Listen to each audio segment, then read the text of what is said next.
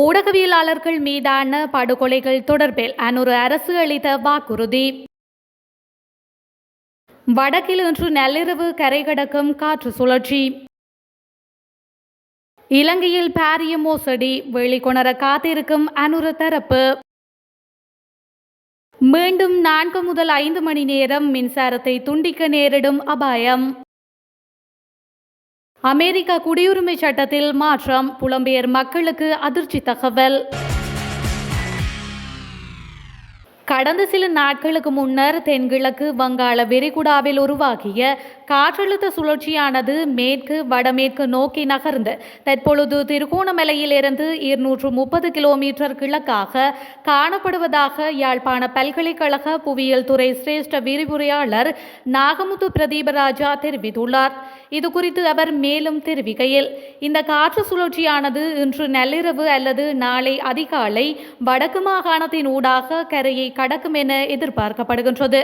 பொதுவாக வங்காள விரிகுடாவில் தோற்றம் பெறுகின்ற தாளமுக்கங்களின் வளமையான நகர்வு பாதைக்கு ஏற்ற வகைகளிலேயே இந்த காற்று சுழற்சியின் நகர்வு பாதையும் காணப்படுகின்றது.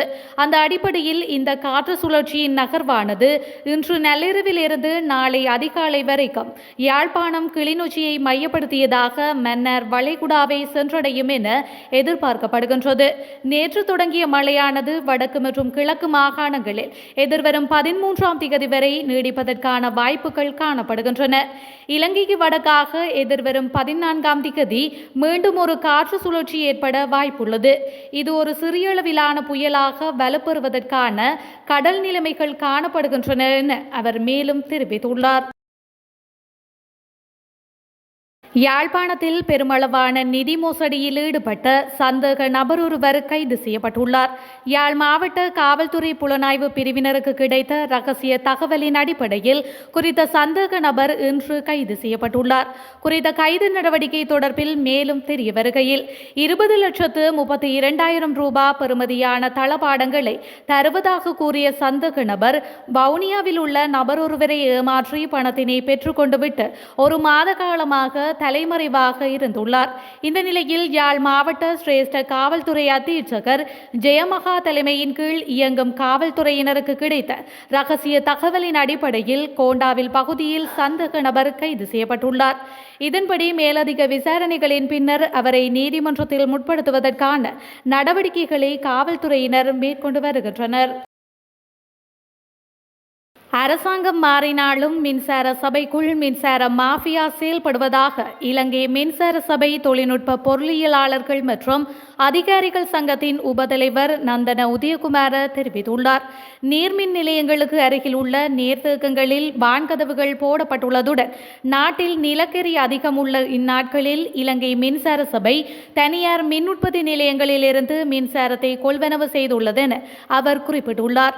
மின்சார சபையில் ஏற்பட்டுள்ள நெருக்கடி நிலை தொடர்பான தகவல்களை முன்வைப்பதற்காக கொழும்பில் நேற்று நடைபெற்ற விசேட செய்தியாளர் மாநாட்டிலேயே அவர் இவ்வாறு தெரிவித்துள்ளார். தனியார் மின் உற்பத்தி நிலையங்களில் இருந்து மின்சாரம் வாங்கும் தந்திர நடவடிக்கைகள் முன்னெடுக்கப்பட்டுள்ளன.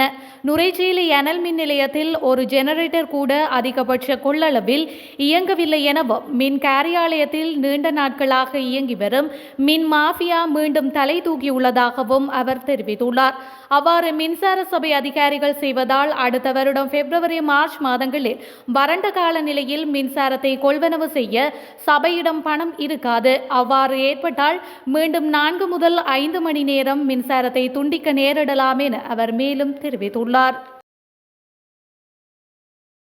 எதிர்வரும் காலங்களில் ஊடகவியலாளர்கள் மீதான படுகொலைகள் அச்சுறுத்தல்கள் எதுவும் இடம்பெறாது என அமைச்சரவை பேச்சாளரும் சுகாதார மற்றும் வெகுஜன ஊடக அமைச்சர் நலிந்த ஜெயதிச தெரிவித்துள்ளார். அரசாங்க தகவல் திணைக்களத்தில் இடம்பெற்ற அமைச்சரவை தீர்மானங்களை அறிவிக்கும் ஊடக சந்திப்பின் போதே அவர் இதனை கூறியுள்ளார். இது தொடர்பில் அவர் மேலும் குறிப்பிட்டுள்ளதாவது, தமிழ் ஊடகவியலாளர்கள் மாத்திரமல்ல, சிங்கள மற்றும் முஸ்லிம் சமூகம் சார்ந்த ஊடகவியலாளர்களின் படுகொலை தொடர்பாக நாம் கடந்த காலங்களில் கருத்துக்களை வெளியிட்டிருந்தோம். ஊடகவியலாளர்கள் பாதுகாக்கப்பட வேண்டும், ஊடக சுதந்திரம் பாதுகாக்கப்பட வேண்டும். அது தொடர்பாக அரசாங்கம் நிபந்தனைகளின்றி செயல்பட செய்யப்படும். கடந்த காலங்களில் படுகொலை செய்யப்பட்ட ஊடகவியலாளர்கள் தொடர்பான விசாரணைகள் குற்றப்புலனாய்வு திணைக்களத்தினால் ஆரம்பிக்கப்பட்டுள்ளன. அத்துடன் ஊடகவியலாளர்கள் மற்றும் ஏனையவர்கள் தொடர்பான படுகொலைகள் மட்டுமல்ல, ஊழல் தொடர்பான சகல விடயங்கள் குறித்த விசாரணைகளை மேற்கொண்டவர்கள் கூட நாட்டை விட்டு வெளியே செல்ல வேண்டிய நிலை காணப்பட்டது. நாம் அவ்வாறான நிறுவனங்கள் தொடர்பாக தேடி பார்த்தபோது காவல்துறை மற்றும் குற்றப்புலனாய்வு திணைக்களம் போன்றவற்றின் அறிக்கைகளின் பிரகாரம் இவ்வாறான குற்றங்களுடன் தொடர்பான ஆவணங்கள் காணாமல் ஆக்கப்பட்டுள்ளமையும் குறிப்பிடத்தக்கது. இலங்கையில் நீண்ட தூரம் பயணிக்கும் தொடருந்துகளின் முன்பதிவு பயணச்சீட்டுகளை கொள்வனவு செய்து பாரிய மோசடி ஒன்று இடம்பெற்றுள்ளதாக போக்குவரத்து மற்றும் நெடுஞ்சாலைகள் பிரதி அமைச்சர் பிரசன்ன குணசேகர தெரிவித்துள்ளார். குறிப்பிட்ட ஒரு குழுவினர் நீண்ட தூரம் பயணிக்கும் தொடருந்துகளில் பயணச்சீட்டுகளை முன்பதிவு செய்து அவற்றை வெளிநாட்டு மற்றும் உள்நாட்டு சுற்றுலா பயணிகளுக்கு அதிக விலைக்கு விற்பனை செய்வதாக அவர் சுட்டிக்காட்டியுள்ளார். இவ்வாறான மோசடிகளில் ஈடுபட்டு பயணிகளை சிரமத்திற்கு உள்ளாக்கியவர்கள் தொலைபேசி இலக்கங்கள் குற்றப்புலனாய்வு திணைக்களத்திடம் ஒப்படைக்கப்பட்டுள்ளன. இதன் மூலம் இந்த மோசடியுடன் தொடர்புடைய அனைவரும் உடனடியாக கைது செய்ய வேண்டும் எனவும் குணசேன தெரிவித்துள்ளார். மேலும் முன்பதிவு செய்யப்பட்ட பயணச்சீட்டுகளை மீளாய்வு செய்வதை கடுமையாக்குவதற்கு சம்பந்தப்பட்ட துறைகளை அறிவுறுத்தியுள்ளதாகவும் அவர் மேலும் தெரிவித்துள்ளார்.